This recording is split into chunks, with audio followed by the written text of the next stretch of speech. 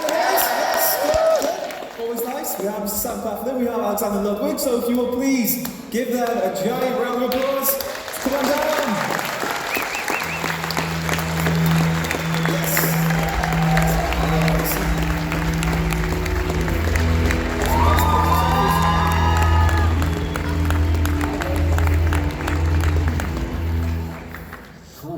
We're getting some good numbers in. So, this is a Q&A, and I think there's going to be a lot of questions, so how can we just throw it out straight away on this without any further ado, if that's good with you guys. Who wants to ask our first question? Make it good, don't mess it up. Oh, where are we looking there? Anybody? We're all shy, are you? Okay, cool. Right, how do you guys get involved with this franchise? Yeah. I thought we were going to go out to the crowd then. Then you've got people talking. Yeah, how has this been involved in this franchise for you guys? Such a massive deal. You first. Please, but you're still on spoken.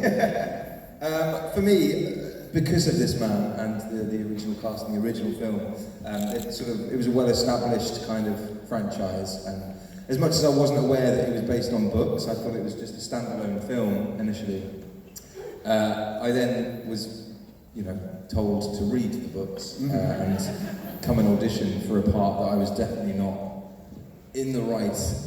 I remember reading the breakdown of Finnick's character, like blonde, tall, six-pack, green eyes, tanned. None of these things that I had. This man was already made for it. They made a mistake there. But no, I think for me, I was very nervous going in because it was so well received and critically acclaimed, and I was a massive fan of the first film. So yeah, there was a lot of pressure, but I think the fans kind of eventually welcomed me in, yeah, I just kind of hit the ground running really. I feel very blessed to have had the opportunity. Yeah, cool. What was the pressure like from film to film then? Obviously, this is getting bigger and bigger and bigger. Well, it was getting bigger and bigger. I think once Catching Fire came out, genuinely, I think the fan. I was more nervous about the fans more than anything like reviews or anything. I just kind of wanted to do a good job, and I think people were quite reasonably happy enough. They didn't complain. They were polite enough. I'm just trying. Finnick was one of my favorite characters in the book, and I don't think anybody could have played it the way Sam did. I think. Yeah, I disagree there. Do you know what? I'll never forget this guy. I got told to audition him in. He can't come in. I was sat there. At the time I was quite overweight. I had very pale, had a beard and brown hair, and I was like, I don't look like Brad Pitt. I do not look like Brad Pitt. So that guy. There was also a guy in the waiting room who was ripped, white tank top. Genuinely looked like Brad Pitt and Thelma and Louise, long blonde hair. I was like, that guy is dreamy. Like he is Finnick, personified. But no, I feel very, as I say, I feel very lucky to have been picked, and I feel very blessed to have had such a great fan base that kind of embraced every decision that was made across the board, every casting decision. I don't think anyone was sort of cast wrong, if you know what I mean. And that goes for the first film as well. Yeah. What's the relationship been like between the rest of the cast and the crew then? Do you guys still keep in touch? Is it kind of like if you do see each other, it's all like besties again? We were just talking about this. It's funny because you're kind of like ships passing in the night. There's a lot of because of the film is such a big movie. I mean, at least when I was on the first one, we kind of knew even when we were filming it that it was going to be quite successful. People were trying to sneak on set already, and the film hadn't even come out, and it was kind of just and the books were so huge. So there was this camaraderie there. But that being said, it's such a big world that the only thing that I can think of at the top of my head is it would be like filming Game of Thrones in the sense of until the last season, there's a lot of characters that never even met each other because the fact that their filming schedules are just about totally different scenes. These sort of events then, when there's all these people here coming to talk about these particular projects, it must be a bit, I don't know, not surreal, but it's just cool, like you said, 7 years ago, for people still to remember those times. I mean, for me as well, though, being a fan myself, right, and not just the Hunger Games, but pretty much every person who's here. I'm familiar with their work, you know. And I'm a fan. I love film. I love cinema. I love the worlds that are created and the characters that are created within them. But what I love is the actors and what they bring to the table. And I think what is amazing about these sort of events is it allows you the opportunity to kind of literally go and talk to them and discuss or ask questions or hear answers. I think it's, but you also kind of get to know the man behind the mask or the woman behind the mask, and I think that there's something quite special in that, because it is a craft, it is a job, you know. At the same time, the thing about myself is one of the reasons I got into acting is because I didn't like myself very much. Like, I loved hiding behind other people. I still do. That's, you know, I don't particularly like these things like interviews and press, because I always feel like I'm going to put my foot in my mouth. I always like I have to watch what I say. But there's something about when you meet fans, people who are passionate about this as much as I am. I feel like I'm on their level, like, honestly, and I feel like I'm as lucky to be here as a lot of people feel like they feel lucky to kind of meet certain people. I think that being a fan of film, these sort of events are, you know, so important. And it's amazing that, you know, so many people come from so far and wide. I met a girl yesterday who said that she drove from Belgium. Like, I mean, it's insane. I mean, people really relish these moments, and I feel very blessed to be able to share that. We have a question. There's a hand. I was just wondering if either of you guys found yourself really stuck in the Hunger Games. Have you got any tactics you would use to try and stay alive? I mean, he's a Viking. He's doing all right, you know. Shoot, I don't know. Stay to the closest food source, I guess. I don't know. Just, you know, pig out for a little bit and hope I'll be okay. Are you fast? Would you be able to be one of the first to the bags? Or would you do a Katniss and run straight into the woods? Yeah, I'm feeling that's definitely me. I'm not in the puppetry for sure. I mean, I avoid confrontation at all costs. The first time I'd ever punched someone was on the set of Catching Fire, and it was pure accident, by the way. Damn you! No, I was doing a stunt rehearsal just before we did all the fight sequences for the cornucopia, and I accidentally struck a stuntman in the head, and I broke my finger. So, I mean, I'm not cut for this sort of Hunger Games life. I definitely would have tried to pay someone a lot of money to go in and volunteer for me. So, yeah. Well, I don't know. I would run. I'd run and try and hide. Or talk. Guys, let's chat. I can sing a song. I could be your entertainment. You can kill me at the end, you know? And then I'd try and sneak a knife in the back. I'm very British. I've already thought about this, obviously. Every day you're on the spot. There's another hand there, check the glasses. It's very smoky in there. Hi guys. I just want to ask, like, obviously you shared like different Hunger Games, like different games. I was wondering if your two characters were in the same game, do you think you would team up, or would it be against each other, or how would you handle each other? I think, at least, like, with Kato's character, he, you know, like, he was bred for those games. That's all he knew. So I think that he would strategically do whatever he could to win. And that's kind of what they did with the careers at the start of the first film, was that he teamed up with the best people. So you're saying you'd kill Sam then? Sam? Yeah. Yes. I mean, it also depends on, like, where the games are set, because obviously Finnick is a water baby. You know, and he won his games because it was in the water. So I feel like if it was playing to a certain person's strengths, I think they would utilise that. I mean, of course, the careers are always naturally gifted at every aspect of the games. But depending on where it was set. I'd like to think we'd get on. You know, we get on as people. I feel like why wouldn't they? It's peace, man. It's peace. Might be a whole other love story. They were going to start a revolution. If it wasn't for Katniss, we would have done it together.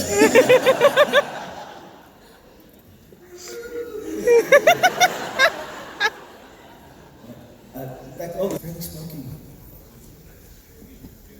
Oh, further Is anyone alive out there? One more. There we go. Hello. Following on from what you've actually said, when it's a very physically active film, isn't it? Quite challenging physically, I would think. So, can I ask, did you do most of your own stunts, both of you, or did stuntmen, provide a lot of the activity? Yeah, like at least in the, I'm not sure for the rest of the films, but in the first film we had the opportunity to work with this amazing trainer. He was a Navy SEAL, and he was kind of in 87-11 stunts. Chad Stahelski was our stunt coordinator, who has since gone on to direct John Wick. So he's a really talented guy, and I was learning a lot of free running stuff, which was like so freaking cool to learn. Like that's the great thing about this job is you kind of get to learn all these new skills that otherwise you may never have kind of been introduced to just in your everyday life. So for the most part, I would say for the Hunger Games, yes, there's certain things that for insurance reasons I'll never let you do, like falling off of the cornucopia at the end of the film, like that. They wouldn't let me fall from You didn't do that. I'm so sorry. So disappointed. And then funny enough, that Sam said, I mean, stunt guys out there are incredible, and they have it so bad because I accidentally hit a stuntman in a scene with a bat in the face. Yeah, and he just split open his nose. So those guys have it rough. The one stunt that I'm very proud of doing because We're obviously really not good at stunts. That's why we don't do much acting. The one thing that was really fun, like just hilarious to do, was like at the very end when I got eaten by those dogs, there was 3 stunt guys in green suits, and they were just like growling like dogs and pulling me in every direction, right? And then they would be, superimposed on these CGI animals, and it was just like it was so hard to keep a straight face. You were lucky because in the Mockingjay Part 2, we did have stuntmen, with the rat beast things that eventually ripped my head off. They were stuntmen in white suits with black dots on them. But when we did the fight against the monkeys and catching fire, there was nothing. It was literally me, Jen, and Josh doing this. Like honestly, we were fighting the air, and that is very difficult. But I think the great thing is the stunt team, the stunt coordinator Chad, who's also worked with us on Catching Fire, etc. That team of people are so amazing. I'd obviously I didn't have much practice with a trident. You can't just buy one of them in the shop anymore. You probably can in America, right? I don't know. But for me, I had to kind of completely familiarise myself. It's become a part of me, and I worked with a great guy called Jackson, and he was my stunt double.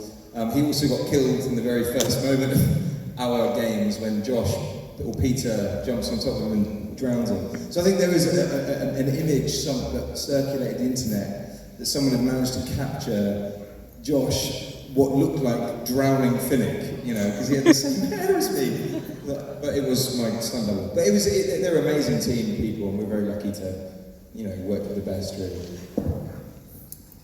Next question. Oh, right here, sorry. No, sorry. Is it okay? Hi guys, thanks very much for coming. Big fans of the Hunger Games. I was going to ask about the stunts, but I'd like to know whether you kept any souvenirs from the sets and after filming had finished.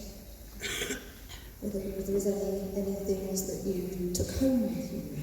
Yeah, usually I would. The only thing I can think of is that I had a book of the Hunger Games that everybody had signed at the end of that I still have. But no, I didn't from that one. On Vikings though, I took a huge wall mount deer antlers from Ireland, just off the wall. I was like, can you ship this on Australia? They're like, you suck. I was like, I gotta decorate my apartment. Is that above your bed? Yeah. You get into certain positions and take a selfie. Do you know what? I really obviously wanted to take the Trident home, but they wouldn't let me through US Customs. Just trying to walk through the airport. Hey, just check this. They I think they obviously went to like exhibitions and all sorts of. It's been travelling the world. They did say that they would send it to me, but I don't think it's ever going to happen. I have that feeling. I think it's just going to continue to be, gawped at by the world, which is it's good. As long as it's being treasured somewhere, I feel okay. But no, I never got to read. Other than memories, to keep my memories. And my broken finger. We've got a question down here. How well do you relate to your characters that you played in the Hunger Games? I'm basically the same guy. I would kill anyone. I mean, for me, it was, we're like totally different ends of the spectrum, but to make it real, I draw on specific things in my life and I personalize them. So that's kind of just how I work with everything I do. So there are definitely elements of me that will shine through. I'd say a lot of actors would probably agree that even in their performance, there's still elements of themselves that make it through, and that's kind of what makes you unique as an actor. Is that at the end of the day that you're playing a role that nobody else could ever play because it's you. It's you're a specific person. There's a scene where Finnick Odair in Mockingjay basically walks around in his underwear. That's about as much we have in common, I think.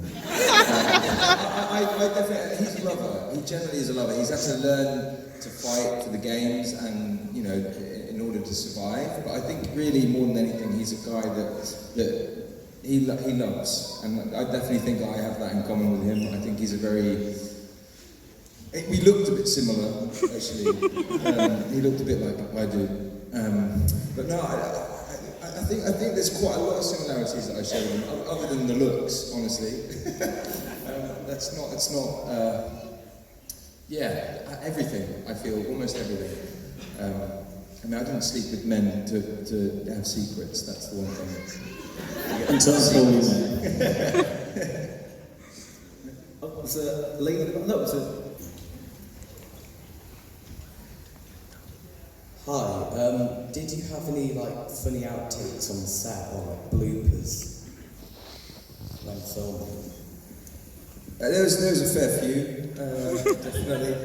I think there was one moment during the monkey fight, which I brilliantly demonstrated for you earlier, where the end of my trident.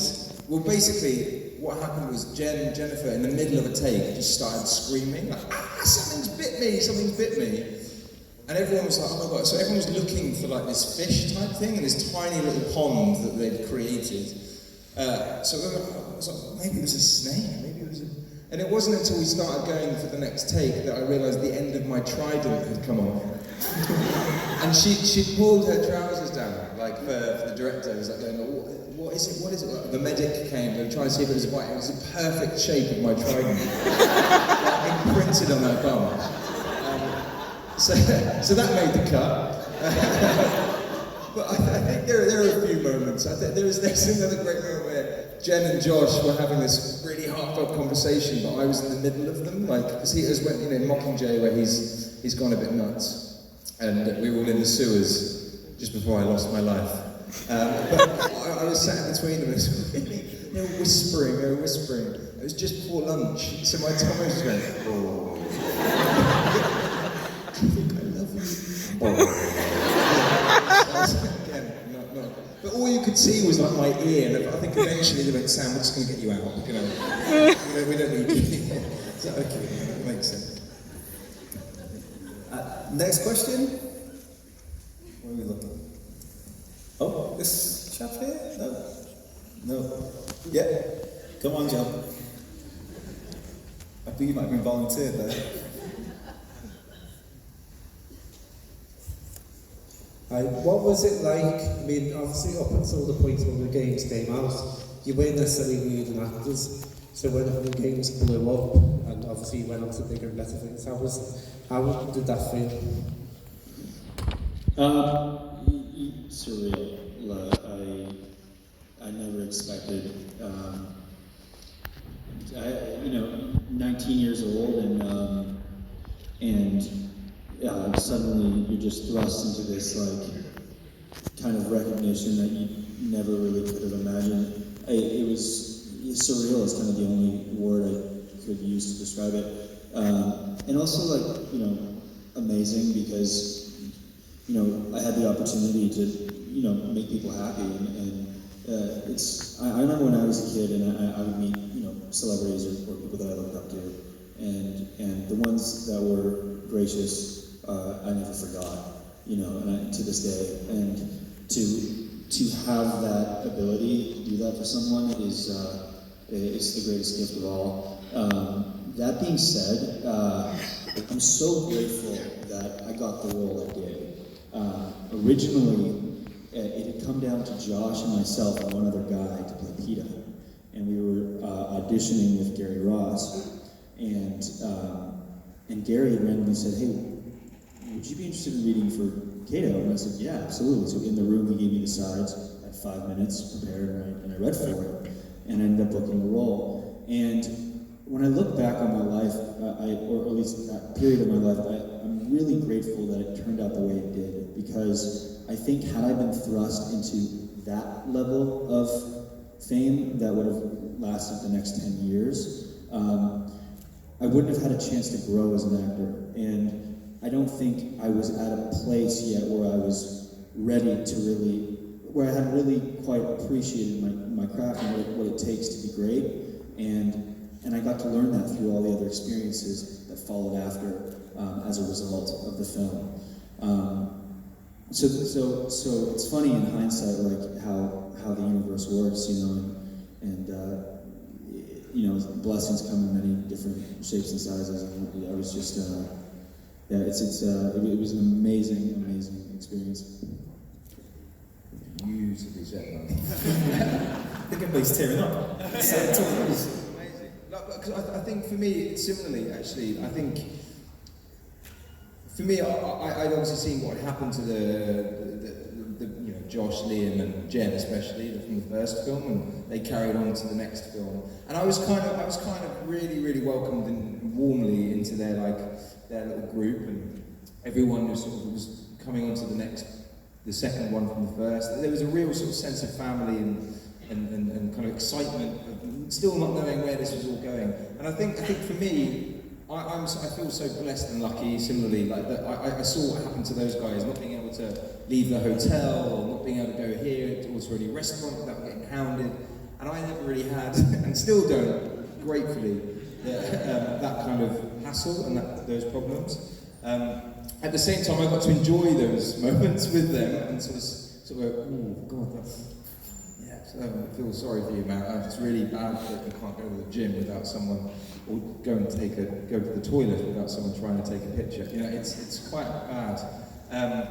But for me, I feel like similarly, I feel like I've now, because of the sort of impact that Hunger Games had on my life, it has opened a lot more doors for me, and it's allowed me to kind of get in the rooms of, better directors and better projects. And I think what I've now realised is I'm able to kind of challenge myself and test myself in ways that mean that I can fail, and there's not so much of an audience kind of going, but everything you've done up to this point was such a success. I feel like I played supporting roles up to a point, and now I'm trying to branch into kind of leading men or whatever it is to kind of grow to the next step. I'm trying to just trial and error. I'm trying things that some work and some don't, but I'm trying to work out what my strengths are. And I think without that kind of platform to grow initially or to kind of be put out there, I'd never feel this fulfilled or creatively kind of challenged. So I feel very lucky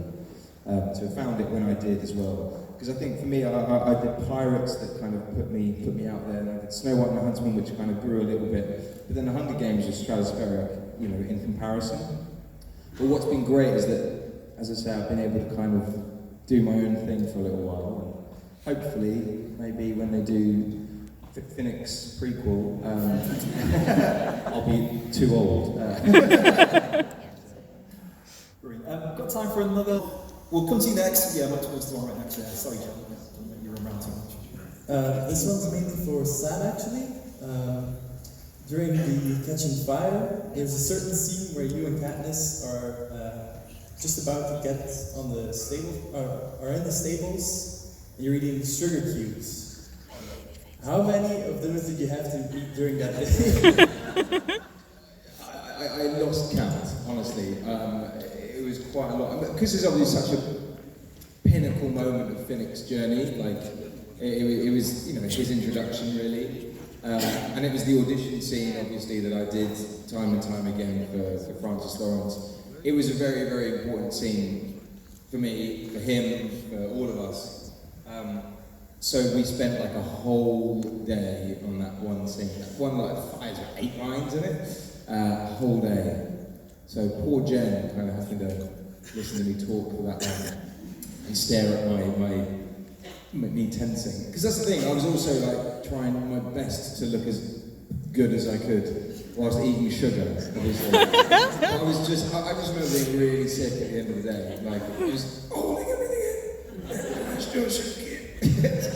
As long as my close-up you couldn't see it, I genuinely had a beer gut hanging out, you know. It was safe. But yeah, a lot, too many. They haunt me. Just there on the aisleway. John's doing the marathon. He is. Up. Oh, we'll come to this lady next. Up. Keep going. Back it up. There we go. Round of applause for John, everybody. If you could, what other character would you want to play? Rue. Just made me tear up a little bit. So you're a pretty good hero, but if you could, would you ever want to be somewhere else? I kind of liked Peter's journey. I think his journey was pretty amazing. Kind of, especially playing the sense of the madness during Mockingjay and playing with that would have been quite fun, I think. But there's not, you know, at the same time, Josh did such a good job with that, so I would never want to take that away from him. But I don't think there was a bad role in it. Everyone was pretty badass, you know. Like, I think there's a great eclectic mix of characters. I mean, like characters like Effie and even what Stanley Tucci did. I mean, it's genius. Like, I think we were really blessed with an incredible cast. But I think the cast were the ones who brought those characters to life. And Philip Seymour Hoffman, you know, coming in as Plutarch, like that, I mean, blew my mind. I remember that was my first day of filming, and it was, you know, I was Woody Harrelson, Jennifer Lawrence, and Philip Seymour Hoffman, and I was like, I don't know what I'm doing here. Yeah, so I don't think there's a bad part in it, really. I think there's a lot of fun in so many of the characters. Very diplomatic, I like it. There's a lady down here in the front. Nice and easy for you, John. Hi. Was there someone really mischievous on set who was playing tricks on the other actors? That's usually me sometimes. What's the worst thing you've ever done? Or like the biggest prank you've pulled on a film set? The lead of our show on Vikings, he loves playing pranks on me constantly. So one day we were on set and he walked into a porta potty, and one of the extras turned to me and was like, "It's your chance." I was like, "Yes, it is." And I ran and decked the porta potty. Was he in costume? Yep. With like shit all over. He's like, oh my god. It smelled so bad. It's pretty terrible. The costume people must have. Dude, it was so bad. But it was worth it. But that's the thing, is like everybody understood, even the costume people, because like they'd seen like the torment he's put everyone through. So they were like, okay, I'm all for it. The smell was just horrendous.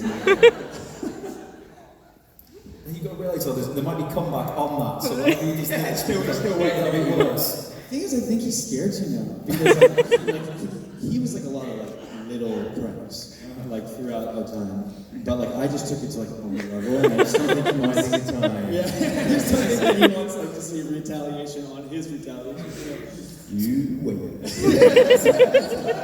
It's okay. Yeah, exactly. You're totally like alpha male and flexing your muscles with a porta potty. Yeah, I mean, he got me back. Like, as we went to San Diego Comic-Con, I had to take my shoes off when I went through security, and he threw one of my shoes in the trash, and I had to walk all the way to San Diego with one shoe. I think we've got a chance for one last question. Just maybe glasses. Hi, I was just wondering, obviously, you're fans of the Hunger Games anyway, can you ever actually swallow watching it back? Because I couldn't imagine anything worse than to watch myself. I think there was one moment in Catching Fire that I got to watch, which was at the very end of Catching Fire when the game blows up, basically. You shoot the arrow, there's a big explosion. There was a stunt that I did where I had to basically get pulled back and blown away by the explosion. But what happened is they rigged it slightly wrong, and I flew up in the air into a flip. But I obviously realised I was meant to be unconscious in it, so I obviously laid there, face down in the mud. But they all thought I was dead.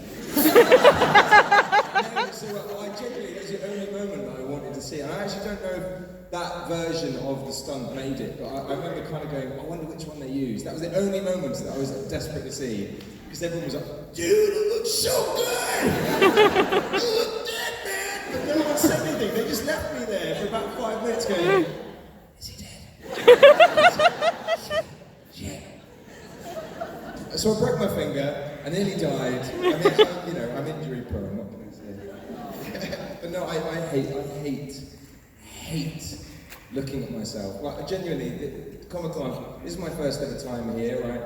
Having my picture in front of me and just going,